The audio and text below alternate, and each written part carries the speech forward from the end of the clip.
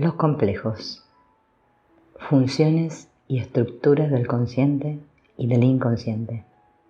La psicología no es magia negra, es una ciencia. La ciencia de la conciencia y de sus datos.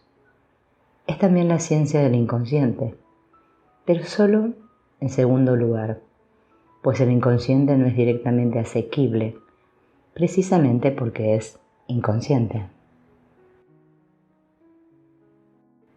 Es cierto que hay personas que no temen afirmar: el inconsciente carece de secretos para mí, le conozco como a la palma de mi mano.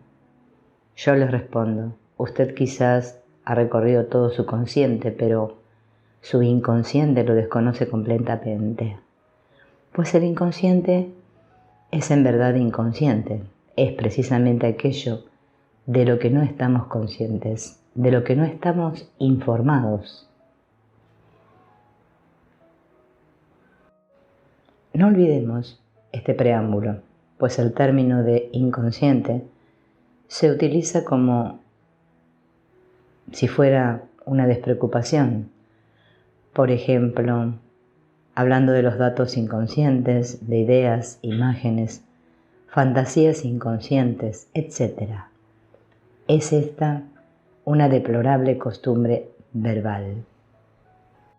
Cada corporación, como sabemos, tiene sus abreviaturas, su jerga. No se me reproche, pues, si llego a hablarles de una representación imaginativa inconsciente. Con todo rigor, habría que decir una representación imaginativa que ha sido inconsciente, pues el inconsciente deposita en las playas de la conciencia una multitud de aportaciones, y cuando se les llama inconscientes, no se hace sino designar su origen. Todo aquello de lo que somos conscientes es, naturalmente, asociado al yo por intermedio de la conciencia. El inconsciente, en cambio, no nos es directamente asequible. Es preciso recurrir a métodos especiales que transfieren a la conciencia los contenidos inconscientes. La psique inconsciente es de una naturaleza enteramente desconocida. Sus productos son expresados siempre por la conciencia en términos de conciencia. Esto es todo lo que podemos hacer.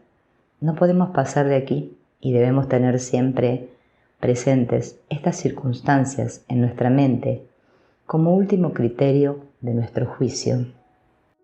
Cuando tratemos de inferir de la calidad particular de los productos del inconsciente, la naturaleza de aquello de lo que deben haber salido. Cuando nos preguntamos por la naturaleza de la conciencia, el hecho maravilla entre maravillas, que más profundamente nos impresiona, es que apenas se produce un acontecimiento en el cosmos, se crea simultáneamente y se desarrolla paralelamente una imagen de él en nosotros, convirtiéndose así en consciente. La conciencia no es continua. Es cierto que se habla de la continuidad de la conciencia, pero en realidad esta continuidad no existe y la impresión que nos la hace sentir es consecuencia del recuerdo. La conciencia es intermitente, discontinua. Si se suman las fases conscientes de una vida humana, obtendremos la mitad o los 2/3 de su duración total. El resto está formado de vida inconsciente. Durante la noche estamos entregados al sueño y durante la jornada son numerosas también las horas en las que no se es consciente más que a medias o una tercera parte. En el fondo, son pocos los momentos en los que se es realmente consciente, en los que la conciencia alcanza un cierto nivel y una cierta intensidad. Lo que se manifiesta en los sueños no es más que un despreciable residuo de conciencia. En los sueños tenemos un papel esencialmente pasivo, los sufrimos. El inconsciente, en cambio, es un estado constante, duradero, que en su esencia se perpetúa semejante a sí mismo. Su continuidad es estable, cosa que no se puede pretender del consciente. A veces la actividad consciente cae en cierto modo por debajo del cero y desaparece en el inconsciente, donde continúa bajo forma de actividad inconsciente. Cuando nuestra conciencia presenta su nivel habitual o incluso cuando alcanza una agudeza particular, el inconsciente no por ello deja de proseguir su actividad, es decir, su sueño perpetuo. Mientras escuchamos, hablamos o leemos, nuestro inconsciente continúa funcionando, aunque no percibamos nada. Con la ayuda de métodos apropiados se puede demostrar que el inconsciente teje perpetuamente un vasto sueño que, imperturbable, sigue su camino por debajo de la conciencia, emergiendo a veces durante la noche en un sueño o causando durante las jornadas singulares y pequeñas perturbaciones. Ciertas personas, dotadas de una poderosa intuición y de la facultad de percibir sus procesos interiores, o al menos de presentirlos, cuentan que pueden también observar fragmentos de tal sueño en estado de vigilia, bajo forma de ideas repentinas, de imaginaciones, ínfimas parcelas que no consienten que se les restablezcan su conjunto continuo. Se puede mostrar que estas brisnas se revelan durante la vida diurna por síntomas, perturbaciones del lenguaje, actos fallidos, y que todas estas perturbaciones tienen entre sí secretas relaciones, a manera de raíces subterráneas entrelazadas, no siendo los contenidos del inconsciente como los del consciente inmediatamente asequibles. Necesitamos dividirlos en tres clases. 1. Contenidos inconscientes asequibles. 2. Contenidos inconscientes medianamente asequibles. Y 3. Contenidos inconscientes inasequibles. 1. Los contenidos inconscientes asequibles están hechos de elementos de los que podremos tener también conciencia, aunque en general no la tengamos. Así, por ejemplo, no tenemos de un modo claro conciencia de la posición de nuestro cuerpo en el espacio, de ciertos gestos o de ciertas expresiones de nuestro rostro, etc., sin que, no obstante, nada nos lo impida. Ciertas personas, sin embargo, experimentan más dificultades para ello que otras. Hay también una multitud de cosas que efectuamos inconscientemente. Si yo le pregunto, por ejemplo, a cuántas personas se ha encontrado usted por la calle hoy o a cuántas ha evitado, usted no es capaz de darme una respuesta, pues no ha prestado atención y no puede acordarse de ello. De todos, es conocido el caso de la persona que saca su reloj de bolsillo, lo mira y se lo vuelve a guardar.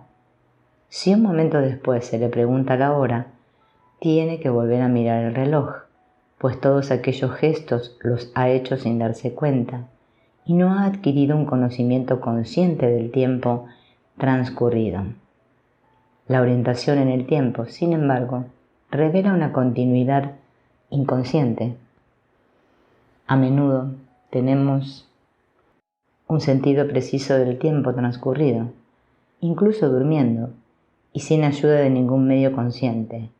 Gracias a la hipnosis se puede hacer, por ejemplo, la siguiente experiencia.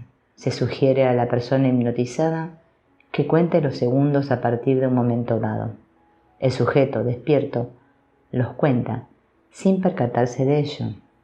Si se le hace dormir durante ciertos intervalos y se le pregunta luego cuántos segundos han transcurrido, es capaz de responder el número exacto. Además, está también la masa de objetos y de acontecimientos de nuestra vida que han caído normalmente en el olvido, de los que no tenemos conciencia en un momento dado, pero que nos son asequibles en todo momento, por poco que concentremos sobre ellos nuestra atención.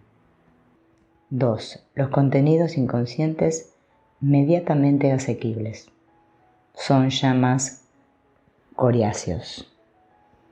Sin duda, A todo el mundo le ha ocurrido alguna vez, por ejemplo, conocer el nombre de una persona y no poderlo recordar. Como suele decirse, se le tiene en la punta de la lengua, sin lograr, no obstante, pronunciarlo. De momento es inasequible. Con la ayuda de pequeños recursos se consigue cazar al fin el nombre huidizo. O bien se hace un nudo en el pañuelo para recordar al verlo que se ha olvidado tal o cual cosa, lo que constituye ya un recuerdo mediato. Hechos análogos pueden producirse también espontáneamente. He aquí un ejemplo. Un psicólogo se pasea por el campo y pasa ante una granja. Continúa su paseo, pero de pronto se siente asaltado por recuerdos de infancia, tan intensos que se imponen a su atención. Sorprendido se pregunta, ¿por qué me he ido de pronto a pensamientos de esa época? ¿Cuándo empezó esto? Remontando el curso de sus pensamientos, acude a su mente que los recuerdos infantiles comenzaron a surgir en él aproximadamente unos 5 minutos antes, al pasar por delante de la granja. Vuelve, pues, sobre sus pasos para buscar el posible motivo de sus reminiscencias. Al acercarse de nuevo a la granja, percibe un olor muy especial, el de un criadero de ocas, olor que estaba asociado a sus primeros años y del que había conservado el recuerdo. Al pasar, la primera vez lo había respirado sin darse cuenta, pero el olor no dejó por ello de actuar sobre su inconsciente, que empezó a elaborar recuerdos de sus primeros años. Se trataba, pues, de un contenido inmediatamente asequible. Pasemos ahora a los contenidos inconscientes inasequibles. Pueden existir en número indeterminado, pues ignoramos la amplitud que puede alcanzar el inconsciente, así como la posible riqueza de sus contenidos. Sabemos que ciertos vestigios de los que podríamos, a decir verdad, acordarnos, son inconscientes en nosotros, tales como las reminiscencias de la vida infantil, pues recordamos, sí, una multitud de incidentes de nuestra vida de niños, pero también olvidamos mucho, hasta la edad de 5 o 6 años, y para ciertas personas hasta la edad de 10, incluso de 15 años. La infancia está cubierta por una densa oscuridad. Hay sujetos como, por ejemplo, Spitteler, capaces de acordarse de sueños que se remontan a su segundo año. Sin embargo, incluso cuando los recuerdos de la infancia se remontan a edades muy tempranas, los largos tramos de existencia vivida que se intercalan entre ellos han naufragado sin dejar rastros. La conciencia infantil, considerada retrospectivamente, se parece a un archipiélago de imágenes aisladas que emergen de las aguas. Hay también en el hombre síntomas neuróticos que indican la presencia de contenidos inconscientes y que el sujeto no puede precisar ni definir. Hay incluso estados en los que se expresa de sensaciones, de humores, de una tonalidad muy determinada, pero difíciles de describir, pues hunden sus raíces en las esferas que están fuera del alcance de la conciencia. Hay en el inconsciente, además, acontecimientos totalmente inaccesibles en un momento dado, por la buena razón de que no han sido nunca todavía conscientes, las ideas creadoras, por ejemplo, que brotan en nuestro espíritu de forma inesperada y que, previamente, no estaban todavía adscritas de modo alguno en nuestro consciente.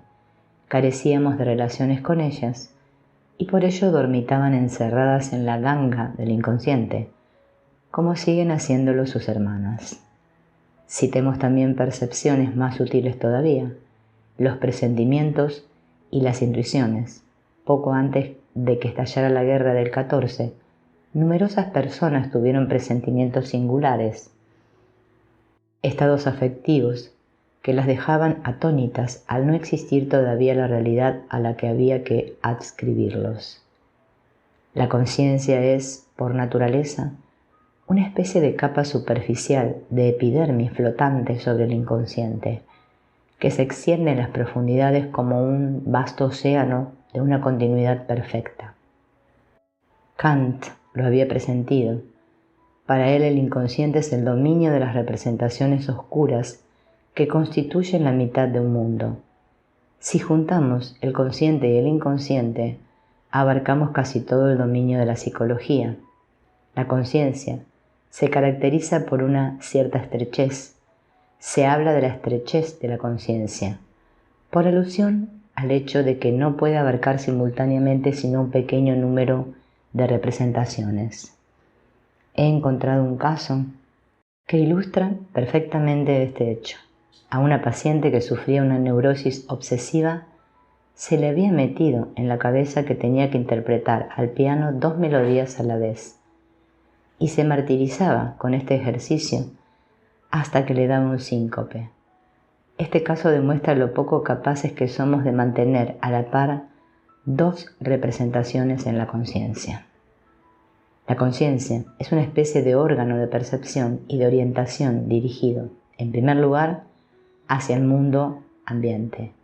Está localizada en los hemisferios cerebrales, de los que es una de las funciones, mientras que el resto de la psique, según toda probabilidad, no está localizado en los hemisferios cerebrales, sino en algún otro lugar.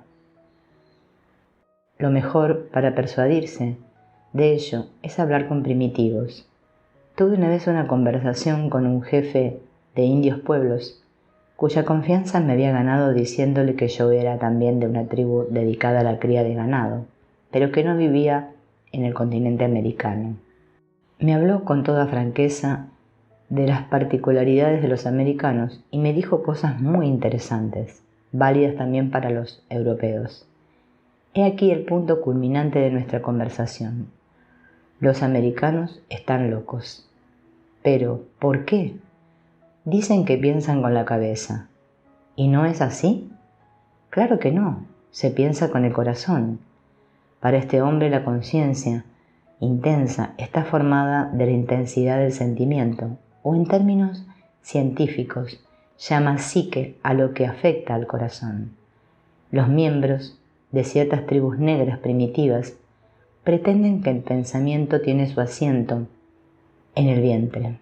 Son tan primitivos e inconscientes que solo la actividad psíquica que les afecta a las entrañas llega hasta su conciencia y es considerada como expresión de la psique.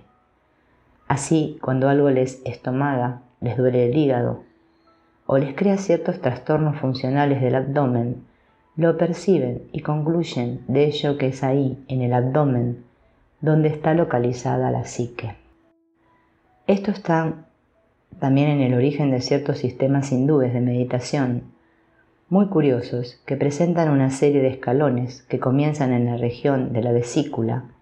Las primerísimas manifestaciones psíquicas han sido percibidas en relación con trastornos de la vesícula y que culminan en la cabeza, tras haber franqueado las etapas del estómago, del corazón y del cuello.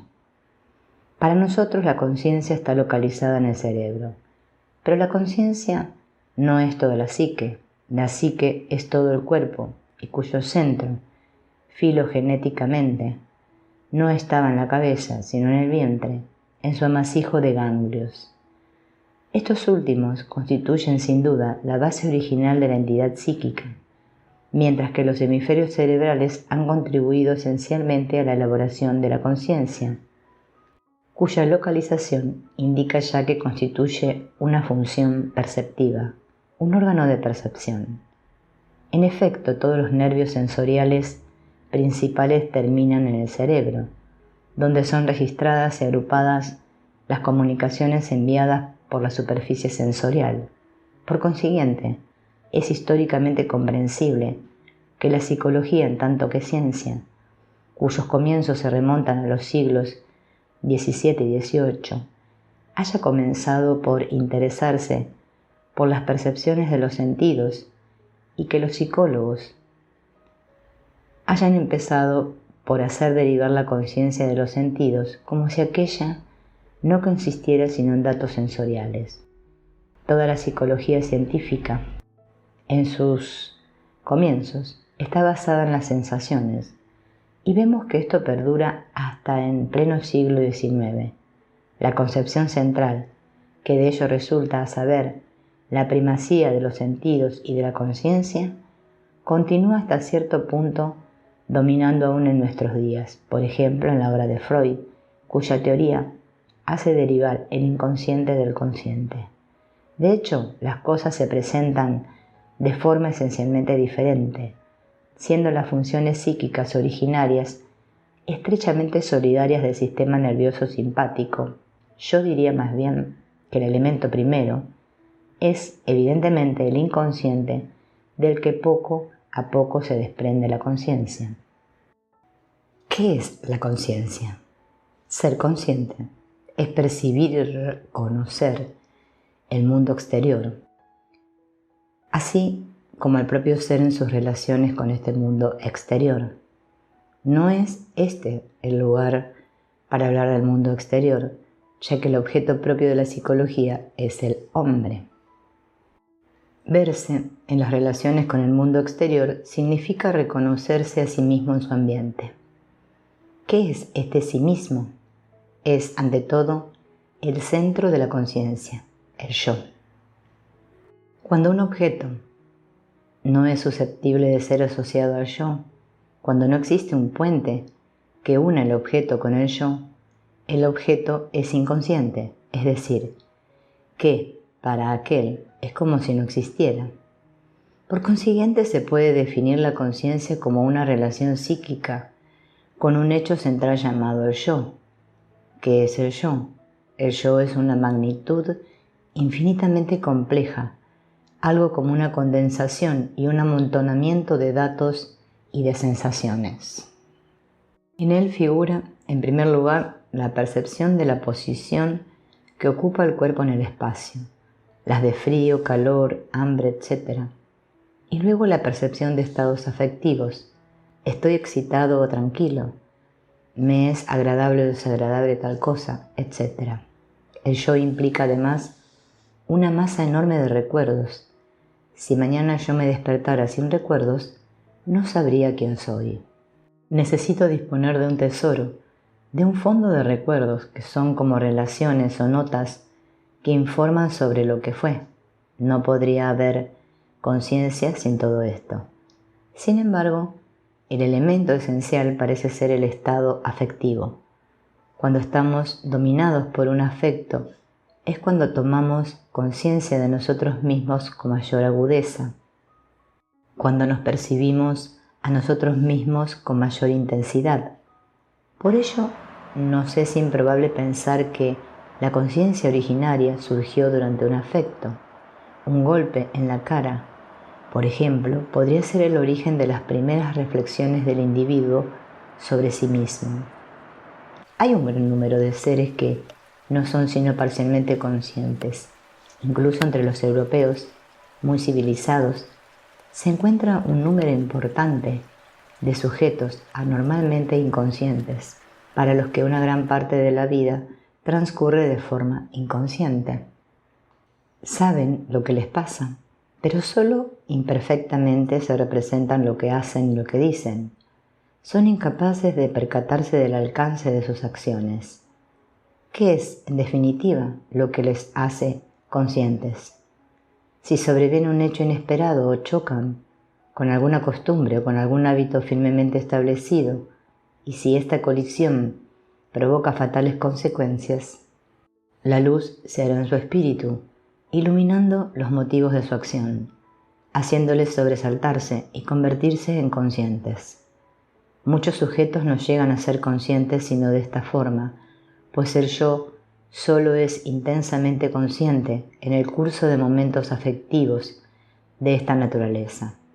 Del mismo modo, los animales sacan enseñanzas, sobre todo de los estados afectivos.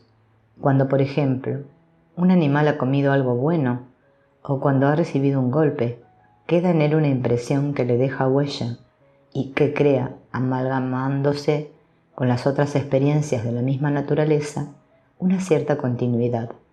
Por esta razón es preciso considerar que también los animales en cierto sentido tienen un yo. Como se ve, este yo previo es una condición sine qua non de toda conciencia. Dentro de esta relación es importante ser egoísta o egocéntrico al objeto de la toma de conciencia de sí mismo. El egoísmo, hasta un cierto grado, es una pura necesidad. Sin este poderoso impulso fundamental no podríamos mantener nuestra conciencia y volveríamos a caer en un estado crepuscular. Difícilmente nos hacemos una idea de ello, pero observen a un primitivo y constatarán que, si no es animado por algún acontecimiento, nada se produce en él. Permanece sentado durante horas en una inercia total. Si le preguntamos en qué piensa, se ofende, pues pensar es a sus ojos el privilegio de los locos. No hay, pues, motivos para suponer que en él se agita un pensamiento. Sin embargo, su estado está asimismo muy lejos de ser un estado de reposo absoluto. El inconsciente ejerce en él una actividad vivaz, de la que pueden brotar ideas repentinas e interesantes, pues el primitivo es un maestro en el arte de dejar hablar a su inconsciente y de prestarle una fina atención. La conciencia, órgano de orientación, utiliza ciertas funciones para orientarse en el espacio exterior, en su ambiente. Tiene a su cargo además la orientación en el espacio interior. Luego volveremos sobre esto. En el espacio exterior figuran objetos que son manifiestamente diferentes de nosotros mismos. Para percibir este mundo de objetos y para orientarnos en él, utilizamos sobre todo las impresiones sensoriales. No hablaré en lo que sigue de las impresiones sensoriales tomadas una a una. Las reúno bajo la rúbrica de la sensación que las engloba a todas. La sensación nos indica, por ejemplo, si el espacio en el que nos encontramos está vacío o si figura en él algún objeto, si el objeto está en estado de reposo o si se mueve. La sensación, en tanto que función psíquica, es por esencia irracional. ¿Por qué? Lo vamos a comprender. Si deseamos percibir una sensación en forma todo lo espontánea y pura que sea posible, debemos prescindir de toda previsión respecto a lo que vamos a percibir, pues en general esta previsión perjudicaría ya la sensación futura. Si deseamos experimentar una sensación y nada más que una sensación, debemos excluir todo lo que sea susceptible de perturbar su percepción. Debemos ser todo ojos y oídos, pero no hacer nada ni tolerar tampoco la menor intromisión. Guardémonos, por ejemplo, de reflexionar sobre el origen de la excitación sensorial. No debemos saber nada sobre él. De no ser así, nuestra percepción sería de antemano sofisticada, desfigurada, incluso reprimida.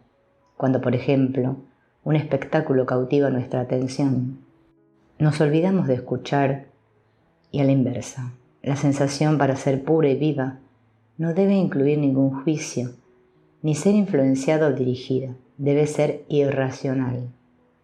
Una segunda función nos dice: una vez que la sensación ha constatado la presencia de un objeto en el espacio en el que nos encontramos, lo que este objeto es.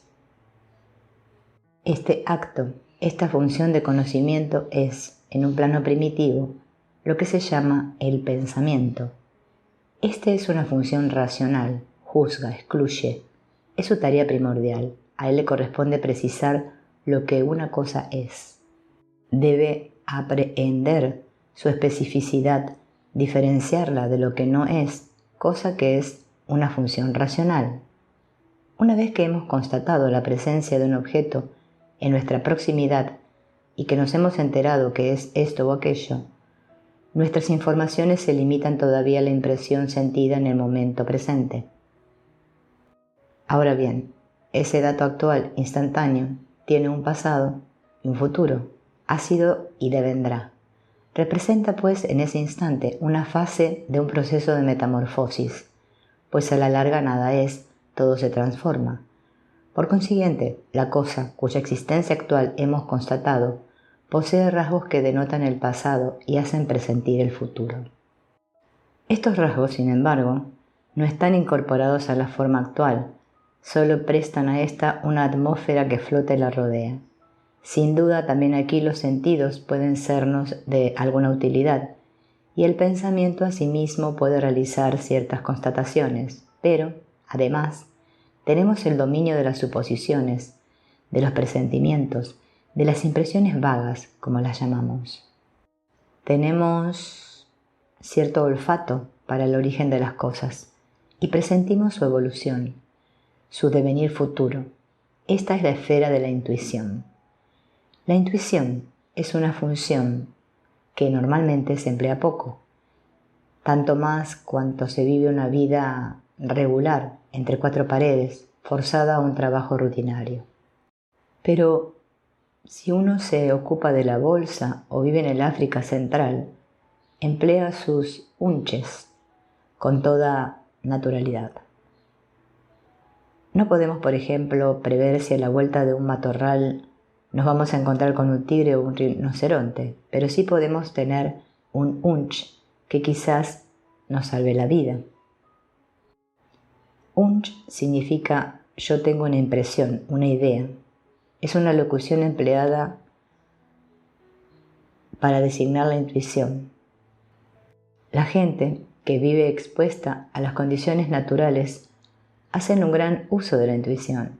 También la utilizan todos aquellos que arriesgan algo en un dominio desconocido, que son pioneros de una u otra forma, los inventores, los jueces, etc. En cuanto uno se encuentra en presencia de las condiciones nuevas, todavía vírgenes, de valores y de conceptos establecidos, se depende de esta facultad de intuición. Tras haber constatado las cosas en su objetividad, no debemos perder de vista que no son únicas en el universo. También nosotros estamos incluidos en él. Entre la cosa y yo, o entre mí mismo y la cosa, hay relaciones, lazos. De una u otra forma, yo soy afectado por todos los objetos, agradables o desagradables, interesantes, repugnantes, deseados u odiados por mí. Esta es la esfera del sentimiento. El sentimiento me dicta el valor que un objeto tiene para mí. Es una función racional que formula un juicio preciso, mientras que la intuición, percepción espontánea de posibilidades vagas, es una función irracional. Provistos de estas cuatro funciones de orientación que nos dicen si una cosa existe, qué es, de dónde procede y hacia dónde viene y hacia dónde tiende, y en fin, lo que ella representa para nosotros, estamos ya orientados en nuestro espacio psíquico. De este modo se encuentran también precisadas las necesidades de nuestra orientación. En general podemos utilizar estas cuatro funciones como queramos. Quiero mirar, observar, oír, sensación. Quiero saber lo que es tal cosa, pensamiento. ¿Qué valor tiene para mí, sentimiento, etc.? Pero también sabemos por experiencia que estas mismas funciones son susceptibles de ejercerse automáticamente. Por ejemplo, cuando una sensación irrumpe en nuestra pasividad al margen de todo deseo por parte nuestra o incluso imponiéndosenos en contra de nuestra voluntad. Si resuena fuera un cañonazo, no hay nada que me haya preparado para oírlo y sin embargo la detonación me ensordece, la percibo involuntariamente. Todas estas funciones no se ejercen solo en la conciencia, sino también en el inconsciente. Si resuena una detonación mientras duermo, puedo quizá percibirla y amalgamarla con un sueño. Soy entonces enteramente pasivo. De la misma manera, relaciones y juicios intelectuales o sentimentales pueden formarse en el inconsciente y desarrollarse involuntariamente durante el sueño. Nuestras 4 funciones primordiales no son pues únicamente patrimonio del consciente, son en sí mismas funciones psíquicas susceptibles de ejercerse sin la participación de la conciencia. Estas funciones están dotadas cada una de energía específica. Les es inherente una tensión energética que preside su actividad. Existe, evidentemente, un gran margen de variaciones individuales. El caso ideal sería aquel en que las 4 funciones estuvieran dotadas de los mismos recursos energéticos. Se ejercerían entonces las 4 en igual proporción. Grados de actividad muy diferentes en ellas pueden ser el origen de perturbaciones. Así, no debemos ni podemos contentarnos con constatar simplemente que una cosa existe. Nos es preciso también enterarnos de lo que es, sentir el valor que tiene para nosotros, olfatear, inducir de dónde procede y hacia qué tiende. Si una de estas funciones no es empleada, se desarrolla y se pierde en el inconsciente. Provoca entonces una activación poco natural de éste, pues la evolución humana ha llegado a un estadio en el que estas funciones pueden y deben ejercerse en la conciencia. En la mayoría de las personas, una de las funciones es ejercida, desarrollada y diferenciada con predilección, en detrimento de las otras, que vegetan en una inconsciencia más o menos vasta. Lo que provoca en estos sujetos una unilateralidad singular. Subrayemos, por otra parte, que no es posible hacer simultáneamente a todas las funciones conscientes en alto grado ni diferenciarlas todas a la vez. En general solemos dar la preferencia a una de las funciones, probablemente porque nuestras aptitudes, nuestra diferenciación cerebral o la energía de que disponemos no bastan para proveer igualmente a las 4 funciones a la vez. De ello resultan diferenciaciones singulares y específicas de la psique humana. La energía propia, inherente a una de las funciones en ejercicio, puede ser decuplicada por lo que llamamos la atención y la voluntad. La atención no constituye más que un aspecto de la voluntad. Podemos aumentar la energía específica de una función por un acto de voluntad, que nos permite dirigirla, hacerla exclusiva, adecuando ciertos registros suyos a expensas de algunas de las restantes. Así, en un concierto nos concentramos y somos todo oídos. El yo está dotado de un poder, de una fuerza creadora, conquista tardía de la humanidad que llamamos voluntad. Al nivel primitivo, la voluntad no existe todavía. El yo no está hecho sino de instintos, de impulsos y de reacciones. De la voluntad no ha aparecido todavía la menor traza. También en los animales se encuentra una multitud de instintos, pero una cantidad mínima de voluntad. He aquí un ejemplo, observado por mí mismo, de la debilidad de la voluntad en los primitivos. Durante algún tiempo estuve en África Oriental, entre una tribu muy primitiva. Era buena gente, que no querían sino ayudarme.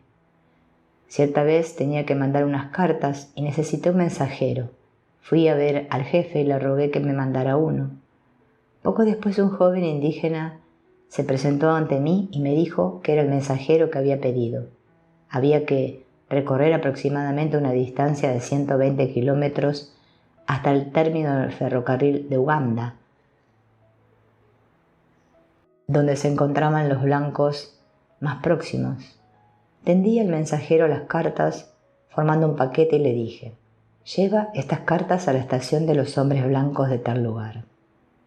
El mensajero, por toda respuesta, me miró con ojos extraviados y vacíos y ni siquiera tendió la mano hacia el paquete. «Toma estas cartas y vete», repetí. El mensajero me había comprendido, sin duda, pero no lograba reaccionar ante aquella invitación singular. Pensé primeramente que no le interesaba. Vino entonces un negro somalí que me cogió las cartas de la mano y me dijo: «Te portas de una manera torpe y tonta. Te voy a mostrar cómo hay que hacer». Cogió un látigo y avanzó amenazador hacia el hombre, diciéndole: «Estas son las cartas. Tú eres el mensajero y este es el bastón». El bastón tenía una ranura por la que se introducía las cartas. Era el bastón del mensajero, con el que las llevaban. Tienes que cogerlas. Y le pegó en los costados con el bastón. Le sacudió y le maldijo a él y a sus antepasados hasta la 7ª generación. Tienes que correr de esta forma, gritó el negro, remedándole mediante una danza lo que el indígena tenía que hacer. El hombre, poco a poco, se despertó. Sus ojos se iluminaron y esbozó una ancha sonrisa. Había comprendido. Partió como una bala de cañón y recorrió los 120 kilómetros hasta la estación en una sola etapa. ¿Qué había pasado? El primitivo no es capaz de querer. Tiene que reunir sus energías. Había sido necesario que a nuestro hombre le pusieran en condiciones de sentirse mensajero. De ahí la razón de ser y la necesidad de esta ceremonia. Había despertado en él el estado de ánimo que le había convertido en correo. Desde ese momento tenía las cartas del hombre blanco en la mano, las llevaba hacia su destino y todos los indígenas que encontraban su camino se decían: sí, es el correo, es el mensajero. Esto hacía de él el hombre importante del momento. Le confería una dignidad a la que no habría llegado si antes, con la ayuda de los latigazos, no lo hubieran puesto en el estado de ánimo de un mensajero. Se trataba de un caso de sugestión. Los indígenas, para emprender algo, necesitan en cierto modo ser debidamente hipnotizados. Este ejemplo demuestra que falta la relación entre la palabra y la acción, que la función de la voluntad no está educada en ellos y que no actúan sino bajo el influjo de los humores y los afectos. Al comienzo de mi estancia en África, me sorprendía la brutalidad con que eran tratados los indígenas, pues el látigo era moneda corriente. Al principio me pareció superfluo, pero tuve que convencerme de que era necesario. Desde entonces llevé continuamente conmigo un látigo de piel de rinoceronte.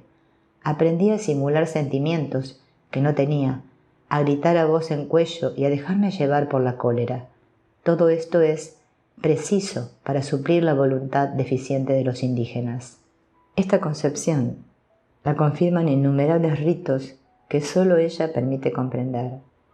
Los indígenas, antes de partir por la caza, ejecutan danzas, imitan la caza, cuya búsqueda emprenden.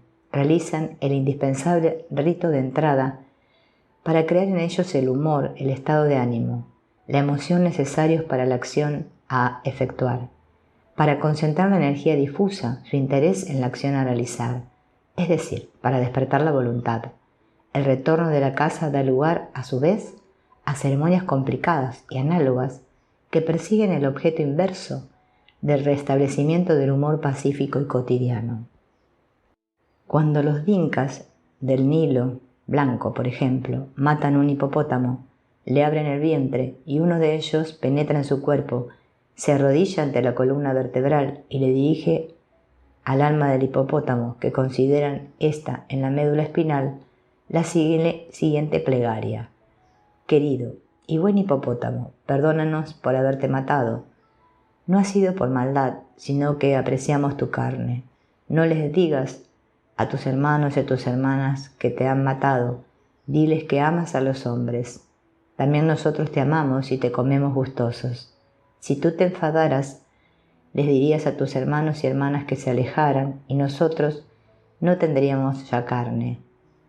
Después de pronunciar esta plegaria, vienen las danzas del rito de salida, cuyo objeto es liberar a los cazadores de los apetitos y de la atmósfera sanguinaria de la caza y restablecer en ellos la atonía de todos los días.